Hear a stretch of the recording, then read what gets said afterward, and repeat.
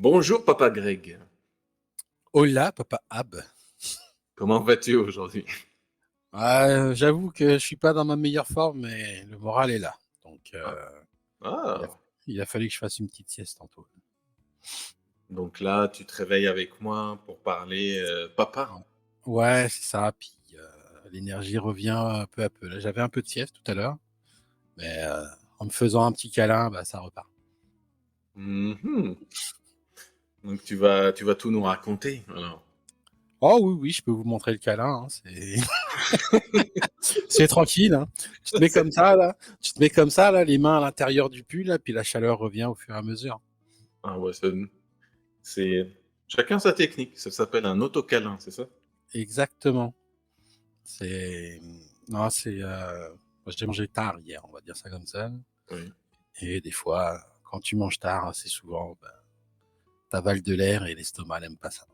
Bah, j'aurais aujourd'hui pas mal de questions à te poser sur toi en tant que papa, sur les enfants, votre relation aussi ensemble. J'en ai sélectionné quand même un petit pavé. Ah ouais, ouais, Ça il en ça ça, c'est pas tout, hein. C'est j'ai fait une sélection en disant: «Ça, c'est grec, ça, c'est grec, ça, c'est grec». Ça peut OK, passer.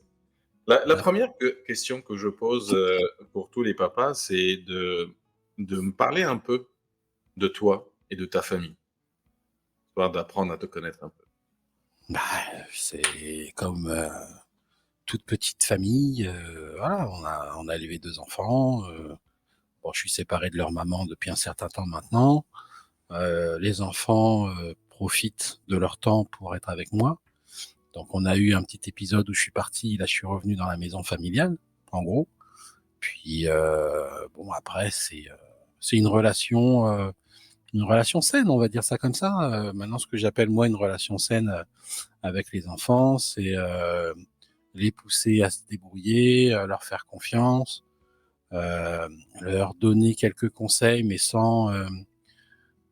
heu, sans l'imposer en gros. C'est-à-dire que quand je leur donne un conseil, c'est: «Si j'étais toi, je ferais telle et telle chose». Donc on a un peu travaillé comme ça ensemble sur 2-3 activités, mais c'est quelque chose que je produis souvent avec les enfants.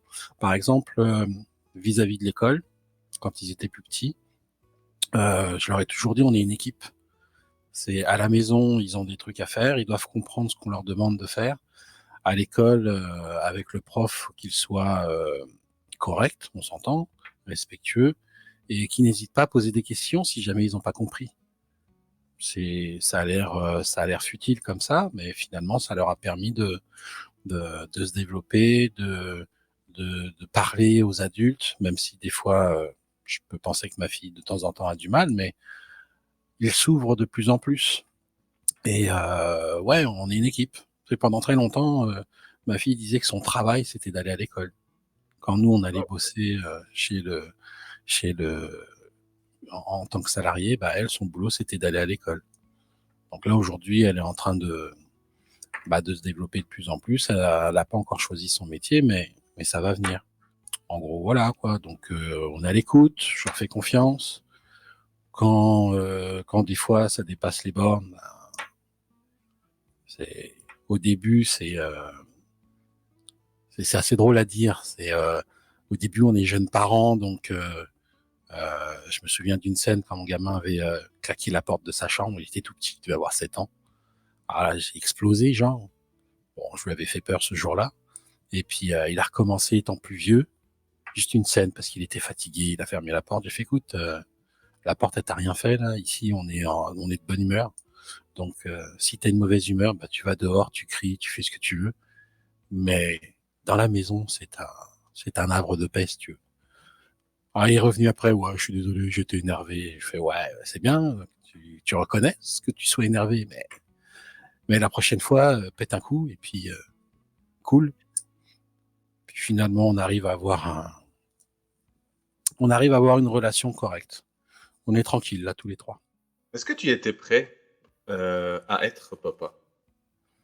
Ouais, on peut dire ça quand même. C'est vrai que, il y avait ce sentiment d'envie, donc on a vécu quelques embûches quand même, comme beaucoup de parents, heu, bah, on enfin on, Alors moi, j'ai pas accouché, on s'entend, hein, mais on a vécu une fausse couche quand même. Même si le bébé était pas viable à ce moment-là, mais bon, bah, après avec les conseils j'allais dire des ancêtres, c'est pas gentil pour mes parents, avec avec leurs conseils, que ce soit mes ex-beaux-parents ou mes parents, bon, bah, on est reparti, puis gamin est arrivé, quoi. Mais ouais, il y avait cette envie.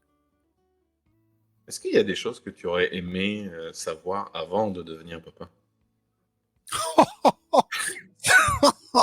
Ah, carrément.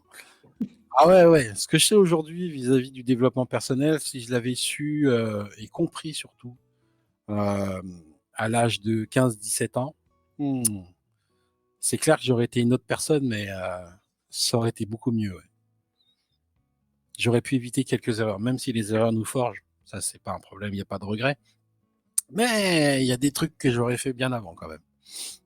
T'as un exemple que tu peux partager avec nous? Oh, c'est l'immobilier, par exemple. J'avais pas pris d'appartement. Quand j'avais 19 ans, j'avais la possibilité d'avoir un appartement, je l'ai pas pris. J'ai fait un autre choix. Après, c'est juste euh, les petites choses de la vie, les compréhensions que j'ai faites par rapport aux, je vais dire études, mais c'est pas forcément une étude, une expérience de vie. Tu sais, j'ai participé à quelques forums, j'ai lu pas mal de livres sur le développement personnel. Et c'est clair que si j'avais pu le faire avant, j'en aurais profité bien avant. Ne serait-ce que les accords de Toltec, par exemple. C'est l'un des livres qui m'a donné une claque quand je l'ai lu. Puis du coup, aujourd'hui, ça fait partie de mon quotidien parce que je l'utilise tous les jours. Mais j'ai fait ça, j'avais quoi? Je devais avoir 39-40 ans. J'aurais préféré le faire entre 15 et 20 ans, tu vois. Mais je me demande parfois, ces genres de livres ou de connaissances ou d'informations que nous avons à un certain âge, un peu plus tard dans la vie, si on avait lu ces livres-là, est-ce qu'on aurait compris les choses telles on les a compris à Je, 39, 40 ans? je sais pas, je sais pas. Il y a, il y a une légende qui dit que quand on arrive à 40 ans, on comprend beaucoup plus les choses par la maturité, par le côté plus ou moins posé de la personne. C'est vrai. Quand t'es gamin, t'es plutôt un feu follet. Tu fonces. Enfin, l'être humain fonce tête baissée pour la plupart du temps, mais ça n'a jamais trop été mon cas quand j'étais ado. Au début, oui, j'ai fait des conneries comme tout le monde. J'ai eu quelques conversations avec mes parents, mais j'ai arrêté de faire des conneries très vite, en fait. C'est, je me souviens au lycée, 16-17 ans, oh viens, on va aller à Carrefour, on va aller prendre des bières, puis on retourne en cours. J'ai fait non, non, parce que de un, ça fait marcher loin, de un. De deux, ta bière, elle est chaude. Une bière chaude, ça pue. Ah non, non, j'ai fait, bah, buvez votre bière si vous voulez, là, on va pouvoir discuter, mais moi, il est hors de question que je boive ton truc. J'en boirai plus tard quand elle sera fraîche, quand on fera une fête, mais là, pas, euh, pas un jeudi après-midi en plein mois de juin quand il fait super chaud. Ah non, parce que j'ai des potes qui ont fait ça quand même. Donc toi, par exemple, si on t'avait proposé d'aller à Carrefour, qui était à côté de chez toi, où tu marchais peu et que la bière était fraîche, tu l'aurais fait. Non, parce qu'il y a toujours le côté où la bière n'est pas fraîche, en fait. C'est vrai que quand tu sors du magasin, tu peux sentir un petit frais et tout, mais c'est pas pareil. Je savais qu'il y avait un truc à l'époque, quoi. Ça m'est jamais arrivé, là. Ouais. C'est ma première cuite, c'était 33 ans. Non, j'aurais une anecdote sur sur les cuites, là. Moi, c'était, je me suis rappelé de ça quand j'étais en mandat, en mission à Londres, puis rentré à l'hôtel. On avait tellement bu ce soir-là que je me rappelle que je me penchais pour enlever les lacets de mes chaussures, puis poum, j'ai tombé. Et là, je ne voulais pas me lever. Je dis, oh, je finirai demain matin. Ouais. J'ai resté comme ça. Là, je pense que c'est celle de se rappeler de sa cuite, euh, des moments un peu comme ça. Dis-moi, qu'est-ce qui a changé dans ta vie depuis que tu es devenu papa? Bah, comme j'ai dit, on s'est séparés avec la mère des enfants. Je suis devenu expatrié. Une petite vie remplie, qui n'est pas finie forcément, mais il y a eu pas mal de petites choses qui sont faites, qui m'ont forgé, quoi. Donc, on est parti de France en 2013, par exemple. On est arrivé au Canada. Bon, ça a été un peu compliqué, mais on a réussi à rester ici. Donc, les enfants ont grandi avec les études québécoises. Puis, bon, je me souviens leur avoir demandé si vous aviez besoin, enfin, pas besoin, mais si un jour vous deviez rentrer en France, par exemple, on dit non, ils préféraient faire le nécessaire pour rester ici. Donc, moi aussi, de mon côté, j'avais cette envie-là à une période, mais là, aujourd'hui, je me prétends citoyen du monde. Donc, si j'ai besoin d'y aller, j'y vais. Si je trouve des informations et une vie intéressante à un endroit, j'irai aussi. Mais j'irai pas n'importe où, par exemple. Le rêve australien, c'est pas pour moi, par exemple. T'as pas envie d'aller voir les kangourous? Ah, les kangourous, ils sont sympas, même si des fois ils veulent se battre avec toi, mais c'est plutôt les autres, le million de bêtes qui est un peu partout là, qui m'intéresse beaucoup moins, hein. C'est quoi déjà ces bêtes-là? Ça- Les bêtes qu'il y a en Australie, bah, il y en a plein, hein. T'as les méduses, t'as les requins, t'as les crocodiles de mer, t'as les serpents, t'as les tiques, Oh, ça va, il y en a et ici j'en aussi. passe. Ah, c'est pas la même taille, hein. Quel est le plus grand défi que tu as rencontré, toi, en tant que papa? J'ai pas vraiment le souvenir d'un défi. Euh, Ça a été toujours dans le flow. Gamin était malade au début. Après, tu fais tu fais ton rôle tout simplement. Tu vas voir le médecin. Moi, j'avais ce problème-là avec la famille. Il était asthmatique tout simplement. Donc, vis-à-vis de la médecine, il y avait beaucoup plus de choses à son époque. Puis, au fur et à mesure qu'il grandissait, tu vois, ça s'est euh, ça s'est réglé tranquillement. Euh, Franchement, j'ai pas eu énormément de défis. J'ai toujours été relativement calme avec les gamins. Personnellement, j'ai participé à tout, les bains, les biberons, les couches. Je travaillais de nuit quand ils sont nés. Puis, en fait, ça se faisait tout seul. Quand j'arrivais à 7 heures, mon ex allait se préparer. Moi, je prenais les gamins, je les gardais avec moi. Il y avait les biberons, je les habillais. Quand ils étaient en âge, je les emmenais en nourrice. C'est euh, c'est les gros problèmes, si on peut appeler ça des problèmes, c'était quand j'étais avec l'employeur, par exemple, parce que bon, faut composer aussi. Des fois, euh, l'employeur te demande de rester un peu plus longtemps parce que tu as des tâches à faire. Bon, bah après, on a pu composer. Donc en France, c'était facile, on avait nos parents. Ici, ça l'était un peu moins. Est-ce que tu as des souvenirs ou des anecdotes comme ça de leur période avec les enfants, biberon, couche ou autre, Ouais, qui te fait c'était sourire aujourd'hui? bah, comme tout papa. Moi, j'ai vécu des trucs assez drôles. Je faisais rire mon gamin et il avait pris le pli que quand je lui retirais la couche, tout de suite, il y avait un jet d'urine, quoi. Donc, avec sa mère, il le faisait pas, par exemple. Ouais, il t'a repéré. Ouais, c'était relativement drôle. Il y avait des petites histoires assez drôles avec le bain. Euh, pour ma fille, c'était, euh, c'était plus cool. Donc, il y avait pas de jet d'urine, mais elle faisait ses affaires. Mais tu vois, tiens, il y a une histoire qui me revient, mais ça, c'était avec les deux, parce que j'avais appris ça avec le grand. Quand on est sorti de la maternité, l'infirmière me disait, écoutez, bah, il vient de sortir, ils ont des coliques, donc il va pleurer, donc c'est vrai, il chialait quasiment tout le temps. Puis ma fille m'avait montré un massage abdominal qui en fait s'est avéré fonctionner excessivement bien. Donc, le gamin, on a réussi à le soulager relativement vite, puis on l'a répété avec la petite, quoi.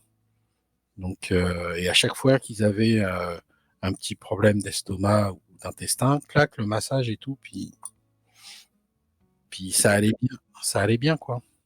te rappelles encore de ce massage-là? Ah ouais, ouais, ouais, c'était, tu sais, quand ils sont tout petits, Oui. tu les tiens dans la main, c'est t'as l'impression d'avoir un jouet quand même. Mais, mais ouais, c'est juste prendre l'estomac et de suivre sur le mouvement naturel en fait. Et je sais plus comment s'appellent ces muscles au niveau des intestins, puis ça fait descendre le tout. Donc ça fait libérer les gaz, et puis quand les gaz sont plus là, ils font leur crotte, puis voilà quoi. Est-ce qu'il y a des qualités que tu admires en tant que papa chez tes enfants? Ouais, la pugnacité, gamin, gamin a géré en fait sa sixième, non, sa cinquième de secondaire. Il a géré ça tout seul. Il est arrivé dans une nouvelle école et finalement, à la fin de l'année, on rencontre la prof principale qui nous explique des choses qu'on n'avait pas forcément perçues. Puis en fait, il avait géré son changement de cursus. Donc il a géré ça tout seul. J'ai terminé cette aventure à payer un PC. Après, on a compris pourquoi quand même, mais ouais, j'étais assez fier de ça, par exemple. Et ma fille, pareil, le fait de leur avoir j'allais dire inculqué peut-être un peu fort, mais le fait qu'ils aient compris qu'ils devaient comprendre ce qu'ils faisaient et puis de rêver un peu quand même de ce qu'ils voulaient faire, ça leur a permis de trouver leur voie. C'est, j'ai toujours eu cette chance, moi, de savoir ce que je voulais faire à mes 17 ans. Et finalement, les enfants ont reçu ce truc-là aussi. Donc, pour le moment, ils sont encore aux études, mais c'est les études qu'ils ont choisies, eux. Et qu'est-ce que Ça tu va. voulais faire, toi, à l'âge de 17 ans? Ah, c'est dans l'informatique. Donc, Je voulais, je voulais démonter les PC, démonter les commutateurs, les serveurs, les configurer. Je fais ça depuis plus de 20 ans aujourd'hui. c'était ton Puis, rêve de 17 ans? ouais, ouais, ouais, c'est même avant, parce que je me souviens en France, avec ma prof principale en troisième, je lui avais dit, ouais, je travaille avec les ordinateurs, puisqu'il nous posait les questions à une période. Bon, bah, la fille, elle était gentille, mais elle m'avait proposé un travail de gestion. Alors, tu m'imagines comptable? Ça marche pas. J'ai dit non. Puis, je suis allé au lycée, j'ai fait les affaires que j'avais à faire, et j'ai pris le cursus STI, donc sciences et techniques industrielles. Et ça n'existe plus aujourd'hui, je crois. Ouais, mais tu sais, c'est travailler avec les signaux, faire de la physique, euh, travailler avec des boutons, c'est comme des comme quand on est gamin, tu appuies sur un bouton puis ça fait des flashs, tu fais waouh, voilà. C'est ça a commencé comme ça. Bah, cet effet waouh, est-ce que tu l'as encore aujourd'hui? Parce que c'est Ouais. vrai qu'enfant, adolescent, puis adulte, est-ce qu'il y a encore des moments aujourd'hui, tu appuies sur quelque chose, tu dis: «Oh, oh, oh», ah, tu tout fier, tu es tout content là, ça te fait Oui, rêver. oui, oui. Ça continue, et il y a des parties du métier justement qui me ramènent là-dedans. C'est quand moi j'aime bien ce qu'on appelle la surveillance et le monitoring. Donc quand tu crées tes affaires, ben, tu arrives à avoir des informations concrètes sur les machines. Ouais, ça m'émeut, et ça m'émeut encore aujourd'hui. Ah, je t'imagine là en train de regarder le monitoring, puis il y a un effet, puis ah, tu verses une larme. Bah, je veux dire: «Qu'est-ce que Ouais, c'est bon!» ouais, c'est ça. Ouais, ouais. Oh, un camembert, bah ouais. Tu Comment kiffes, tu kiffes les camemberts? Bah ouais, mais là, il y a des couleurs jaunes, orange et rouge. Bah ouais. bah, Non, pour non, ceux mais qui nous écoutent, le camembert, c'est pas le fromage, mais c'est le fromage informatique avec différentes couleurs. Je kiffe les camemberts, toi. ouais, j'aime bien le fromage aussi, hein, mais non, effectivement, une partie de rapport, en fait. C'est la façon dont on peut récupérer un rapport. Hein, vous allez tous comprendre, hein, c'est quand vous avez une présentation, c'est soit vous avez des bâtons, soit vous avez des graphes avec des triangles, ou alors vous avez le fameux camembert. Greg, tu as mentionné tout à l'heure que tu avais lu sur le développement personnel, tu t'es intéressé à ça, même si c'est peut-être plus tard dans ta vie. Euh, Comment penses-tu que tu as évolué personnellement grâce à ton rôle de papa? Bah, je dirais simplement avec la prise de recul, on fait tous des erreurs. Il y a des moments où jeune parent, tu peux être un peu fatigué et tu peux t'énerver sans, tu sais, juste lever la voix et puis après tu te demandes pourquoi tu fais ça. Et, euh, et au fur et à mesure qu'on grandit, parce que j'estime que moi aussi j'ai grandi, ben les enfants ont pris et je le vois encore aujourd'hui, mais ils ont pris le respect, le respect plus que nous gamins on pouvait avoir dans les années 80. Euh, bon, avec une éducation beaucoup plus saine et beaucoup plus positive, on s'entend. Mais aujourd'hui, moi j'avais exprimé aux gamins quand ils étaient plus jeunes, écoutez, il va se passer des choses à la maison. Euh, Quand je dis des choses, c'est la vie en général. On a toujours habité dans une maison avec des escaliers, donc eux sont en haut dans leur chambre. Mais là où je veux en venir, c'est je vous appelle, mais sans crier, par exemple, parce que j'aimais pas ça. Vous avez beaucoup d'entre nous ont dû vivre étant jeunes. On est à un endroit et puis les parents, le père ou la mère gueulent pour nous appeler. Ah, genre Habib. Et là t'entends au loin et tu fais ah bon les gars il faut que j'y aille parce que c'est le moment. Tu as habité avec moi à un moment donné. Écoute, Tu fais très bien l'appel. hein, j'ai connu ça aussi et euh, et pour les gamins, moi je leur ai dit je ne crierai pas. C'est je t'appelle, mais je t'appelle comme je te parle là. Bah, ils ont toujours entendu. Encore aujourd'hui, ils entendent. Ils ont beau avoir leurs écouteurs ou, écoute, peut-être qu'il y a une énergie qui se passe à ce moment-là et puis ça fait trembler les murs, j'en sais rien. Mais, toujours est-il que quand je les appelle, allez, 5 minutes, éventuellement, là, tu commences à entendre les portes qui s'ouvrent, ils descendent, puis ils sont là. Nous, on a installé une sonnette maintenant. Avant, on J'aurais, appelait. Bon, j'ai pas j'aurais pu peut-être faire la même énergie vibratoire comme toi qui traverse les murs pour rentrer dans les casques. Sauf qu'on leur a dit ting. Puis en fait, on fait un deuxième ting, un troisième ting. Donc, mais c'est devenu une façon que je trouvais que on utilise uniquement quand c'est l'heure de manger. Ting, Ouais. le repas est prêt. Hop, ben, ils descendent. Est-ce qu'ils descendent tout de suite? Là, ça dépend. Il y en a un qui veut finir son jeu, sa partie. Donc, on commence à manger sans eux à ce moment-là. Ouais, ouais, ça peut arriver, c'est vrai. Bon, ça arrive aussi. Mais c'est des Mm. moments aussi que quand on se retrouve, puis autour du repas, puis on partage ce qu'on a fait dans la journée, puis c'est à ce moment-là où on découvre des choses. Est-ce que ce sont des moments que tu fais avec tes enfants lors du repas, ou peut-être à d'autres moments où vous partagez vos moments de vie ensemble? C'est, j'ai pris le pli quand ils étaient très petits, c'est dès qu'ils ont besoin, euh, ben je suis là. Donc je leur laisse leur liberté. C'est s'ils jouent, ils font leurs affaires, je vais pas les empêcher de vivre. Mais par contre, dès que donc ça, on faisait ça souvent quand ils étaient petits. Là aujourd'hui c'est un peu moins, mais forcément ils grandissent. C'est dès qu'ils avaient besoin d'un câlin, par exemple. C'est une embrassade, euh, une respiration. Je le faisais déjà à l'époque. Aujourd'hui, c'est beaucoup plus puissant, si tu veux.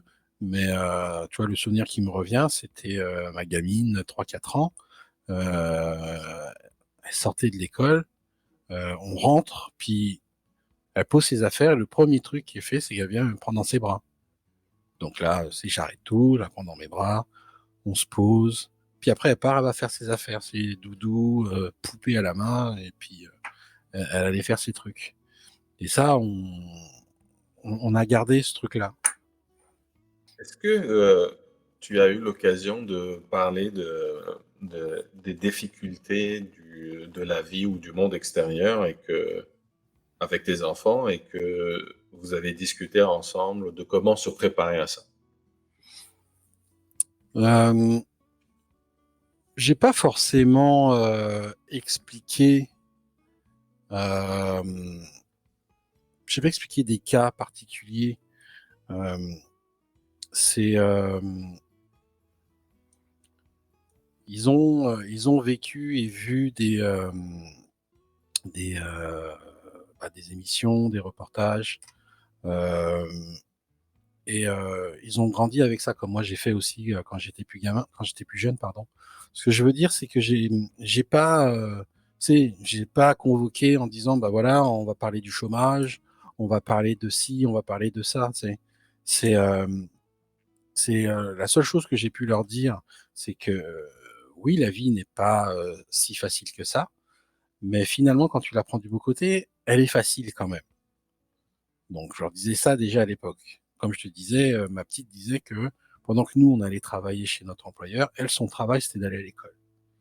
Donc, il n'y avait pas le côté j'ai pas envie d'y aller, je veux pas voir les amis, je veux pas faire ci, je veux pas faire ça. Elle, c'était son devoir, mais elle se l'est faite elle-même, si tu veux. Après, elle a fait d'autres conneries quand même, euh, mais son truc, c'était ça. C'est, tu pouvais lui demander est-ce que t'aimes l'école? La gamine, elle te disait non. Non, mais je dois y aller. Donc elle était en mode travail à cet âge. Ouais, c'était son truc. Donc aujourd'hui, elle va faire ses affaires, mais c'est comme dans quelques questionnaires, tu peux voir qu'est-ce que tu préfères, rester dans ton lit ou aller faire ton travail. Tu peux être sûr que rester dans son lit, c'est son truc, par exemple. Je mise. Ah, je pourrais parier. Mais sinon, elle fait ses affaires. Elle se lève tôt, elle, est, euh, elle est sérieuse. Elle fait ses affaires. Lui, pareil, il est sérieux dans ce qu'il a à faire. En parlant du lit, ma fille, elle avait une pratique pour ses examens de maths à l'école. Et elle a décidé pendant 2 semaines après l'école d'aller travailler à la bibliothèque.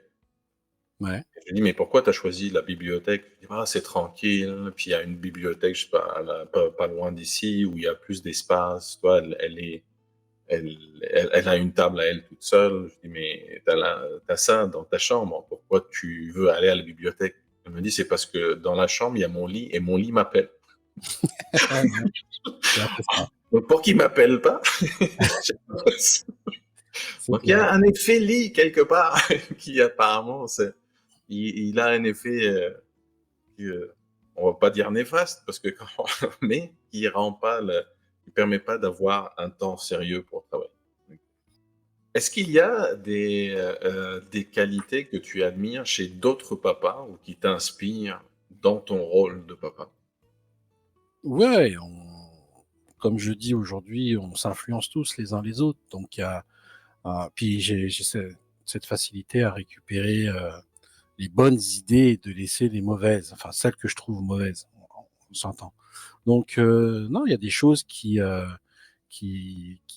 peuvent effectivement m'inspirer. C'est que ce soit de passer des moments euh, plus élevés dans le temps avec ses enfants, jouer, discuter, laisser s'exprimer les enfants aussi.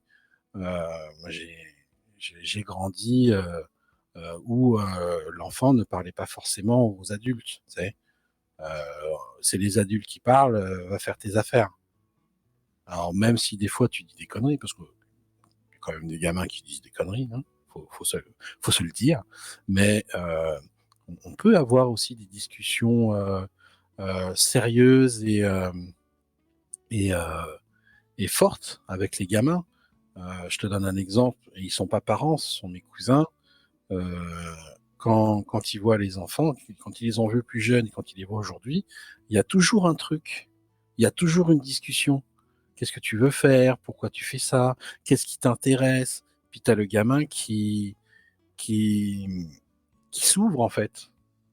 Ça, par exemple, que tu sois parent ou pas, quand tu t'intéresses vraiment et que tu vois un gamin s'ouvrir et parler, ça m'impressionne. Je le fais, mais je vais pas passer 3 heures à parler avec le gamin. Il y a toujours un moment où la discussion va s'arrêter, mais en ce qui me concerne avec les miens, c'est qu'ils savent que je suis toujours là. C'est regarde, ma petite a fait son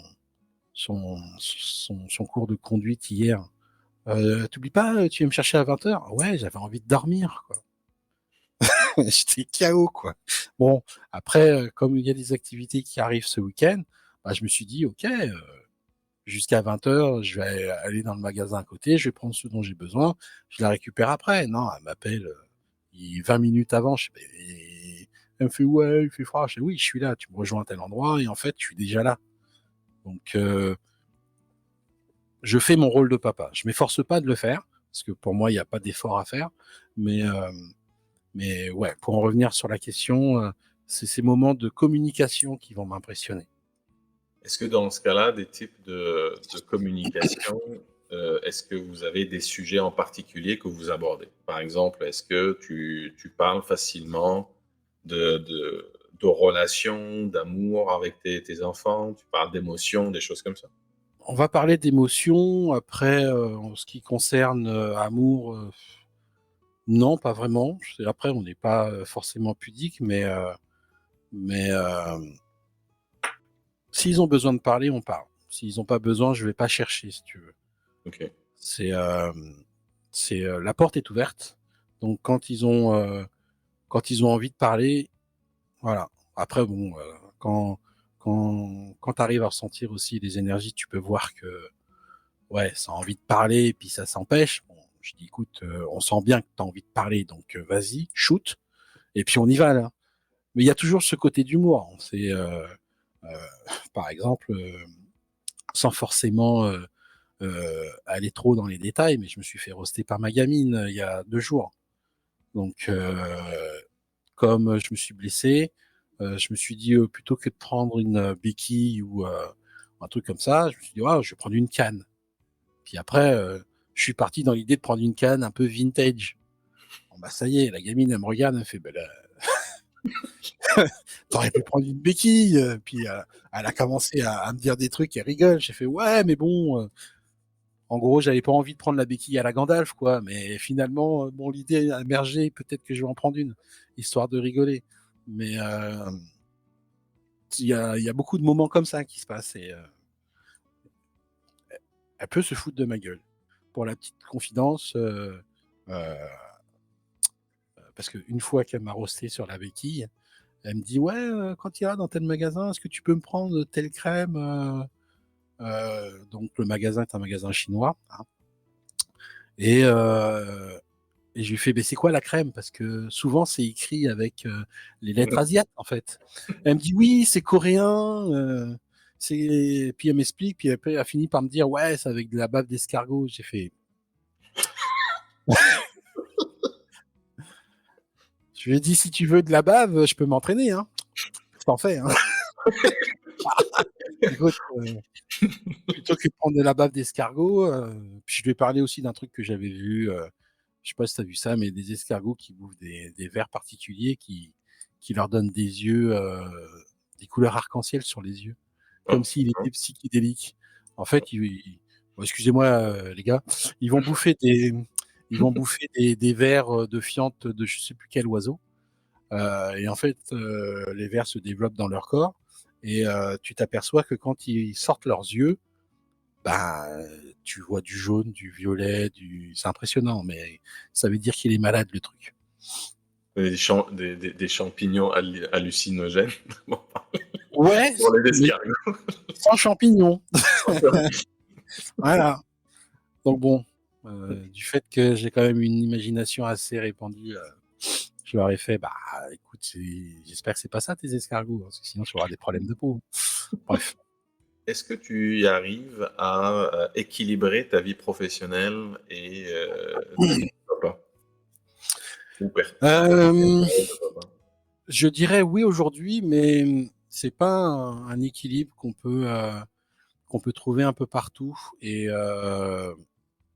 c'est un peu ce que je disais tout à l'heure avec les câlins qu'on se faisait avec les enfants. C'est qu'aujourd'hui, je ne dis un, deux, trois, je ne différencie pas la vie professionnelle, la vie personnelle, la vie sportive, c'est ma vie, point. Et, je suis assez ouvert justement pour parler de tout quand il y a moyen, et encore avec leur accord. Comme je disais, je ne force pas la discussion, mais là où je veux en venir, c'est quand les enfants me disent ah ce serait intéressant que tu m'emmènes à tel endroit, je dis écoute, tu t'organises parce que oui, je peux avoir une activité, je peux avoir un boulot à faire et je vais faire mes affaires d'abord. Et si c'est dans le timing, je vais t'aider. Donc, pour moi, il y a une espèce d'équilibre, mais c'est pas l'équilibre comme j'ai pu entendre souvent au Québec d'ailleurs, où quand tu t'arrêtes de travailler à 16 heures ou 15 heures pour certains, euh, ils sont full à la maison. Pour moi, je suis full déjà à la maison, mais j'ai mes affaires, j'ai 3 ou 4 PC qui traînent sur ma table. Mon alignement, je vais l'appeler comme ça, il est total, mais ça veut pas dire que je vais passer full time avec les enfants, ça non. Par contre, aller faire un jeu, les emmener mini-golf, faire du bowling, ce serait intéressant qu'on en fasse un d'ailleurs. Ouais, ça me dérange pas. Me foutre de leur gueule s'ils n'arrivent pas à jeter les boules, ouais aussi. Je suis moqueur un peu. Comme on Bah dit ici, je suis baveux. ici, en fait, il y a le bowling que nous on connaît là avec, le bowling classique, Ouais, le vrai. le vrai. Mais l'autre, c'est le jeu de quilles, en fait, je pense avec, c'est comme une Ouais, c'est une boule de pétanque un peu plus grosse que la boule de pétanque. Ouais. tu sais, le nombre de fois, celle-là, il faut vraiment maîtriser ta force parce que là, au début, tu sais, comme le bowling, tu y vas fort, puis tu vois les quilles partir pour faire tomber d'autres quilles. Mm. Avec ça, tu l'envoies tellement fort qu'elle trace direct au milieu, elle touche même pas. Je dis, OK, il faut que je contrôle ma force par C'est rapport à vrai. ça, histoire. Mais le C'est nombre de fois qu'elle est passée, mais juste le milieu, puis les autres, pas touche. Faudra ouais, qu'on refasse une petite sortie bowling. effectivement. Ouais, ouais. J'en ai fait un la semaine dernière. C'était intéressant, mais c'était frustrant. Par rapport à ce que tu disais, c'est exactement ce qui s'est passé. Ouais, ouais, c'était. Mm. C'est un exercice de bien contrôler sa force. Tu vois, à un moment Ouais. donné, c'est que parfois tu te sers de ta force, mais ta force, elle te servira à rien. Donc, tu as d'autres, on va dire, compétences que tu dois mettre en place pour Mm. équilibrer un peu la chose. Effectivement. Est-ce que tu as eu à gérer des disputes ou des conflits entre tes enfants? Porter la casquette de papa qui doit Ouais. Bah, c'est pas jouer un arrivé rôle. souvent parce que Mathéo voulait une petite sœur. Enfin, mon grand voulait une petite sœur, donc il a eu sa petite sœur. Je pense que j'en aurais beaucoup plus si ça avait été un petit frère, j'imagine. Après, les petits conflits,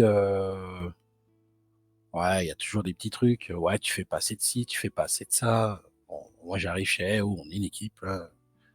C'est vrai qu'il y a un déséquilibre de temps en temps, mais c'est pas grave. Si tu sais que tu dois le faire, tu le fais. Puis c'est tout. Puis comme ils parlent souvent de ventre, parce qu'ils mangent bien, je leur dis simplement, bah ouais, imaginez que je sois là et que il faut faire à manger. Je sais qu'il faut faire à manger, mais je le fais pas. Les deux m'ont dit, ah, c'est triste. Bah voilà. Donc, si vous avez un truc à faire, faites-le. Puis, on y va souvent par le jeu maintenant parce que c'est plus intéressant que d'avoir des conflits. Il y a plein d'anecdotes comme ça. C'est un jour, parce qu'on aime bien écrire sur un tableau. J'avais écrit une petite phrase parce que souvent, quand on prenait un verre, un couteau, un ci, un ça, c'était pas forcément mis dans le lave-vaisselle ou c'était pas forcément mis dans l'évier ou lavé.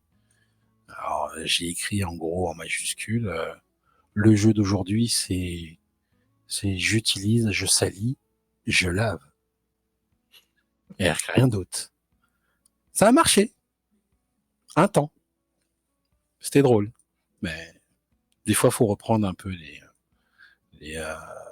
comme tu dis, le rôle de papa, là. C'est OK. Là, vous êtes là, vous vivez, il n'y a pas de problème, mais oubliez pas, on est une équipe. Ça me fait penser quand tu dis, bah, ça marche pour un temps. J'ai réalisé ça dans les outils ou la façon d'éduquer ou mettre des choses en place avec nos enfants. On dit, ah, on est content en tant que parent que ça marche. Et à un moment donné, ça marche plus. Puis tu dis, ok, mais pourquoi? Puis tu essayes de le refaire et tout. Et on oublie que nos enfants évoluent pas. J'ai l'impression un peu comme c'est les bactéries. Tu prends tu prends des antibiotiques, puis à un moment donné, les bactéries ont l'habitude, et puis hop, elles changent leur façon de faire, puis elles s'adaptent. Et j'ai l'impression que c'est exactement ça. On évolue, on grandit, puis on s'adapte, puis les outils qu'on utilisait avant ne marchent plus aujourd'hui. Et c'est essayer de se dire, est-ce que il y a de nouveaux outils par rapport à l'âge, par rapport à une façon de faire, parce que éduquer aussi un enfant ou passer un message à un enfant de 5 ans, c'est pas pareil qu'un enfant de 15 ans. Hein, Il y a des choses qui restent, on va dire, relativement faisables, peu importe l'âge. Mais il y a des messages, je pense, des outils un peu comme ça. Quand tu parlais de tableau, nous, on a mis en place une fois comme un tableau avec de l'encre effaçable. Puis on se disait des petits mots, bah, bon courage pour ceci, bon courage pour ta journée, un petit mot ceci, un petit mot cela. Et puis moi, je me suis amusé à les prendre en photo. Puis ça a duré comme ça un moment. Puis après, c'est devenu les recettes, puis la liste de courses. On dit, ok, bah moi j'aimerais bien quand même.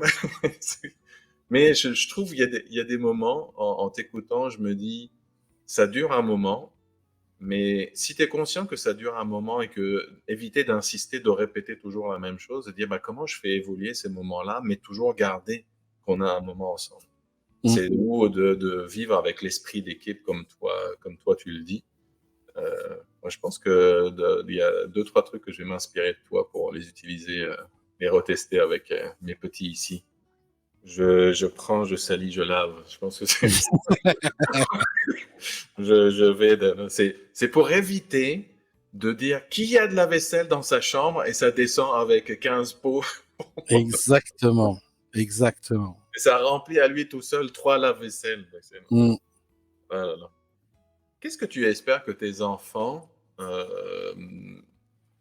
diront de toi en tant que papa lorsqu'ils seront un peu plus âgés? Je sais pas. Franchement, ouais, drôle. Drôle. Ouais. Voilà, drôle. Raconte des conneries. Cool, probablement.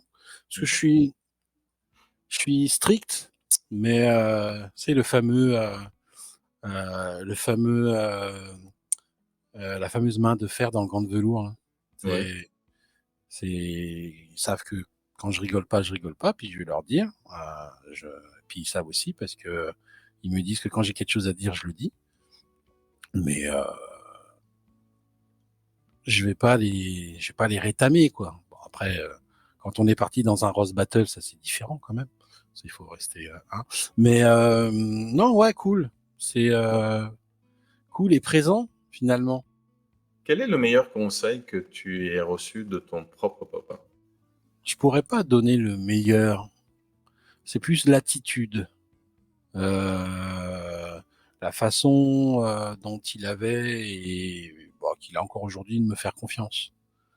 Mon père, j'avais 18 ans, il me prêtait sa voiture. Sa voiture, c'était ses deux jambes. Hein. Il sortait nulle part sans sa caisse. Bon, euh, j'ai pas connu énormément de personnes qui lâchaient sa voiture flambant neuf à son gamin qui venait d'avoir son permis. Je sais pas si je le ferais, ma voiture est vieille, tu comprends. Donc, je l'ai laissé conduire quand même, hein. Mais Bon, de par elle-même, je pense qu'elle dirait peut-être non, mais on verra comment ça évoluera à ce moment-là. Mais c'est plus ça que l'attitude, parce que mon père était cool aussi, mais faut pas oublier que les parents des années 80-90 avaient quand même des difficultés. Donc moi je dirais ça, c'est juste dans l'attitude de me faire confiance. C'est, je te donne un exemple. J'ai trouvé ça très drôle. J'étais au collège et j'ai toujours aimé les mathématiques, comme mon père. Il aimait les mathématiques. Au début, il me faisait faire mes devoirs quand j'étais en primaire et tout, comme beaucoup. Puis là, j'arrive sur une fonction affine, fin de troisième. Puis il y avait un truc que j'avais du mal à faire. Et là, il vient, il fait, ah, je t'aurais bien aidé, mais moi j'ai arrêté bien avant. Donc je peux pas t'aider. En gros, il m'a dit démerde-toi. C'est pas un conseil, mais je l'ai pris comme un conseil quand même. Et en fait, je me suis démerdé tout le temps par la suite, en gros. Et je pense pas que c'était ça le déclic, mais euh, bon, peut-être le fait que je sois têtu aussi. Mais je savais vraiment où je voulais aller. Là. On essayait de me dissuader pendant très longtemps de faire mes études. Ouais. Ouais, on m'a proposé d'aller en S parce que soi-disant c'était plus facile et que j'avais des bons résultats. Je fais ouais, mais c'est ça que je veux faire. Puis je leur disais l'année dernière c'était pas bon comme résultat. Alors voilà, je me rattrape, j'ai pris conscience de mes affaires, mais c'est là où je veux aller, c'est ce que je veux faire. Donc on s'est pas battu au point non plus quoi, mais c'était mon prof principal à l'époque. C'était assez drôle. Tu parlais de mathématiques, tu as mentionné ça, puis en ce moment, je me retrouve à jouer le rôle de prof de mathématiques avec mon fils. Mm. Et là, si tu regardes notre tableau ici, on est en train de faire les preuves par récurrence généralisée, Ah, les souvenirs. quand on regarde, puis c'est vrai que moi, je me rappelle pas de toutes les formules. Mm. J'ai besoin de lire, peut-être de relire pour me situer. Mais j'ai trouvé que entre ce que lui connaissait comme formule et comme moi, je connaissais comme le concept et comment regarder quelque chose pour comprendre le message et en fait, la façon de résoudre les choses, ça faisait comme une belle combinaison de dire, OK, j'ai pas besoin de connaître toutes les formules, toi, tu les connais. Mm. Puis on regarde ça, c'est assez marrant. Je te raconte ça parce que quand je vais vous montrer ça à Charlotte, Charlotte, elle est pas du tout mathématique, c'est plus une personne littéraire. Puis elle voit ça, puis c'est pour elle, c'est écrit en chinois. Pas tout le tableau écrit ici. Puis à un endroit, c'est écrit avec des K, des 2, des K, des plus 1, des ce. Et puis là, elle fait égal. Voici la formule du K2R détaché. Avec un petit sourire encourageant pour son fils. Et regarde, ça m'a fait sourire. Je dis, chacun, on peut regarder la même chose. Tu peux adorer le truc. Il y en a qui voient des formules, il y en a qui voient des processus, des combinaisons. Elle voit la formule K2R avec Mm. tout, cette petite touche d'humour que, que nous avons, nous aussi, dans notre famille. Quel est le conseil et la valeur ou le principe que tu as, on va dire, que tu as envie de transmettre à tes enfants? Mm. Il y en a plein. Mais euh,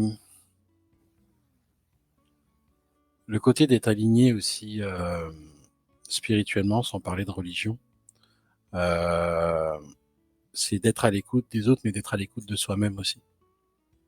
Parce que souvent, souvent l'être humain agit et réagit par rapport à ce qu'il voit et par rapport à ce qu'on lui dit. Mais il faut qu'ils aient cette science-là de, de s'écouter et de savoir prendre du recul, par exemple. Pour moi, prendre du recul et prendre de la hauteur, c'est deux activités complètement différentes. Mais l'une ne va pas sans l'autre finalement, parce que ça permet de devoir agir et de dire ok, non, là j'ai mal fait, là j'ai été con, j'ai été ceci, cela, ou alors oui j'ai bien fait, ou savoir aussi se récompenser. Et on peut peut-être partir sur ça, ouais. C'est être alignés avec eux-mêmes et se connaître, et ça qui va vers une prise de recul, une prise de hauteur sur ce qu'ils font. D'ailleurs, je me suis surpris que parfois ils le faisaient. Alors c'est très drôle, hein, quand ils étaient ados. C'est quand tu les vois agir avec leurs amis, là, tu te dis mais tu m'as vu faire, mais je t'ai jamais appris ça. Et pire, quand je lui disais 2-3 trucs, mais non, mais arrête, j'ai pas besoin de ça. Et là tu fais bah là, tu te moques de moi quand même. Ça arrivait peut-être 1 ou 2 fois. Et ouais, c'est c'est bien. Et puis j'aimerais qu'il continue ça. Ouais. Est-ce que toi, en tant que papa, tu as appris des choses de tes enfants? Toujours. Comme je l'ai dit tout à l'heure, on grandit ensemble. On grandit ensemble. C'est par exemple ce que j'ai appris des enfants. Et encore, je m'en souvenais un peu parce que on se rappelle, hein, on était des mômes nous aussi. Mais souvent, quand tu parles avec une autre bande d'adultes, les enfants n'écoutent pas, les enfants t'entendent jamais, on les prend un peu pour des idiots, pour ne pas dire le mot de 3 lettres. Et finalement, bon, je me suis aperçu, et on s'aperçoit quand même tous à un moment de notre vie, mais en fait, ils écoutent tout ce que tu dis, tout, et ils entendent tout surtout. C'est aussi un peu pour ça que je ne crie plus, parce que j'ai crié au début, tout début, mais je leur ai dit non, non, je t'appelle, je sais que t'entends. Ils entendent tout. Donc ça m'a permis de grandir aussi. C'est justement, au lieu d'être le père qui se focus sur sa petite vie, et qui gueule sur le gamin pour l'appeler. Ah non, je t'appelle correctement. Il se peut que des fois tu m'entendes pas, mais au lieu de gueuler, je monte, j'ouvre ta porte. Je t'ai appelé. Puis voilà. Ah, ok, j'étais en train de faire ça. Peu importe ce que tu fais, je sais que t'entends. Donc la prochaine fois, fais un effort, à la rigueur. Et puis non, ça se passe comme ça. Et j'ai plus ce côté parent gueulard que j'ai pu apprendre justement. Et ça, c'est avec les enfants, clairement. Après, il y a plein d'autres trucs. Hein. C'est, je suis toujours émerveillé par ce qu'ils font, mais on s'influence l'un l'autre. C'est vrai qu'ils apprennent des choses de leur père, oui, mais moi j'apprends toujours des trucs d'eux, de toute façon. Papa Greg, je t'avais demandé de regarder le site des conseils de Papa Ab, puis de voir s'il y a un conseil qui t'a marqué, qui t'inspire. Donc, est-ce que tu as choisi, hein? Bah, comme on l'a évoqué tout à l'heure, c'est le fait de rester aligné. Donc, Oui. on n'a peut-être pas forcément le même aspect, mais pour moi, c'est important de rester aligné. Ça permet de se connaître. Et c'est ce qui me parle le plus aujourd'hui. C'est quand tu es aligné avec qui tu es finalement, ben, tu vas faire les choses qui t'intéressent vraiment. Tu peux éventuellement faire des choses qui euh, qui t'intéressent pas, donc je le dirais comme ça, mais finalement l'intérêt de cette chose-là que tu fais, tu sais que c'est un temps dans ta vie. Exemple, les gamins qui vont travailler alors qu'ils suivent leurs études. T'es pas obligé de travailler dans ton domaine tout de suite. De toute façon, tu vas avoir des barrières. Mais le but, c'est quoi? C'est d'avoir de l'argent de poche. Donc tu trouves une petite jobine, tu vas, tu prends tes sous, tu fais tes affaires, tu, tu grandis au fur et à mesure et tu vois comment ça se passe dans la société aussi, euh, sans te dire, bah oui, c'est ce travail-là que je vais faire toute ma vie. Non, c'est à temps de changer. Là, c'est un coup de main que tu te donnes à toi-même. Donc, le fait de te dire que c'est un coup de main que tu te donnes à toi-même, c'est une manifestation de l'alignement. Ok, je vais vers Paris, en gros, je schématise, parce que je sais que je vais y aller, mais avant d'aller à Paris et de prendre l'avion direct parce que je peux pas le faire, ben, euh, je vais peut-être aller jusqu'à Rimouski. Après, je vais aller jusqu'à Gaspé.